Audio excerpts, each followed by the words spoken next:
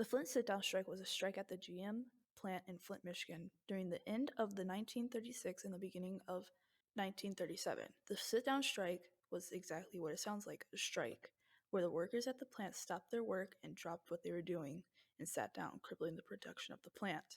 Around this time in the United States, labor laws were still in the air. Things like unions were deemed unconstitutional, so they were landed in the Supreme Court for ruling. During the Flint sit-down strike, these decisions were still in the process and had no ruling, something the outcome of the strike might sway. Conditions in the factory depressing. Men only being paid around 45 cents an hour, and the women in the AC spark plug division being paid around 12 cents an hour. Other than the minimal pay, one of the biggest issues were the speed-up systems. People with stopwatches would time the workers to see if they could get one or more operations done.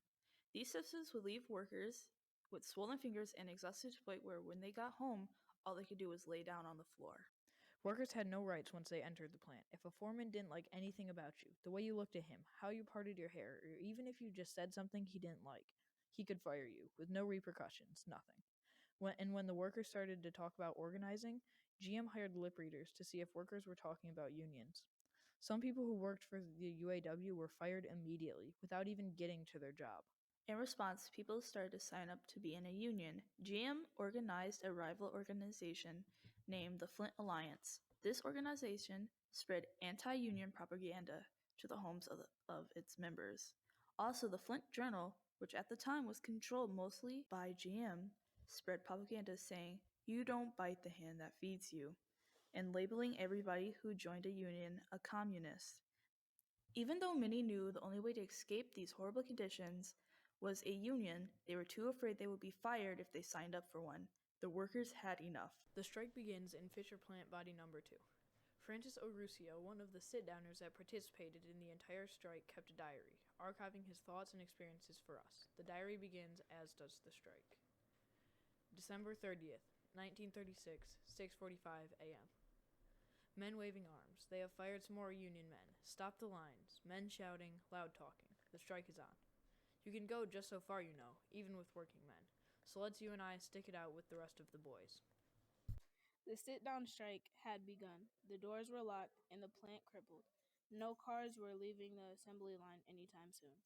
December 31st, 1936, 11:30 a.m.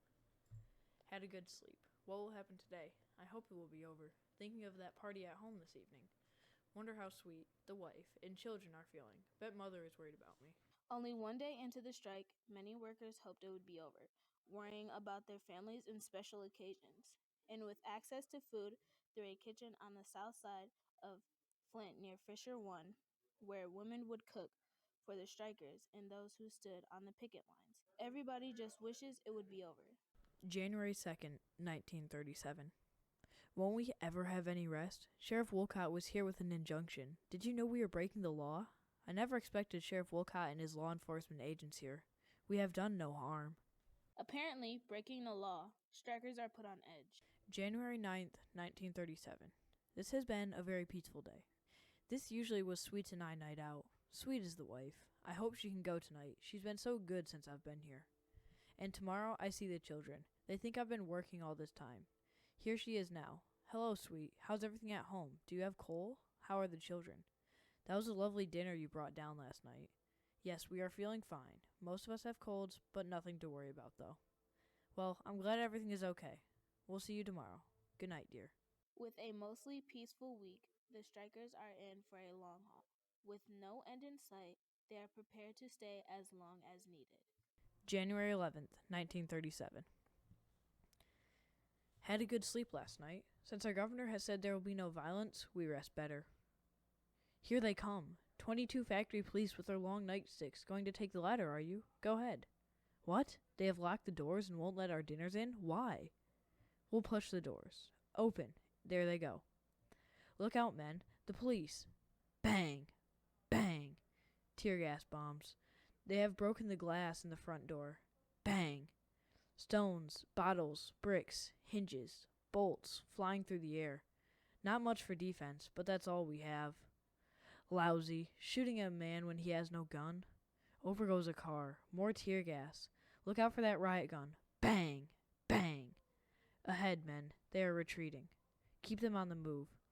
Even policemen can't fight and fight with a heart, with all their guns, unless they know if it's for a just cause. More gunfire. It's terrible. Bottles breaking on our street, thrown from the roof. Our men up there are doing their bit. Now all is quiet. We have chased them all back at last. Don't leave the hoses, men. They are coming back. Come on, Len. Let's go and get 'em. To your posts. They are making another attack. We got them on the run again. Don't stop now. All is silent again. Tears running down cheeks. Tears caused by tear gas bombs. Swollen faces. Bloody clothes. What a mess. No one can sleep after this. In this battle, later named the Battle of the Bulls Run, the policemen broke their word. The strikers were forced to fight back, acquiring injuries and having any sense of security destroyed. Tired, injured, cold, and hungry, the strikers had a rough day, but there was still no way they were going to give up. Due to the actions of the local law enforcement and the explosiveness of the situation, state troopers and 1,100 National Guardsmen were sent to Flint, a number that would soon rise to nearly 4,000. Women who wanted to help formed the Women's Emergency Brigade, so when a battle was threatened, they could mobilize. After people sat down in Flint and before the strike was over, 15 other GM plants across the country went on strike. When the news got out about the women's role playing in the sit-down strike, women's organized all across Michigan. Morale was downtrending every day. The union knew something big had to happen.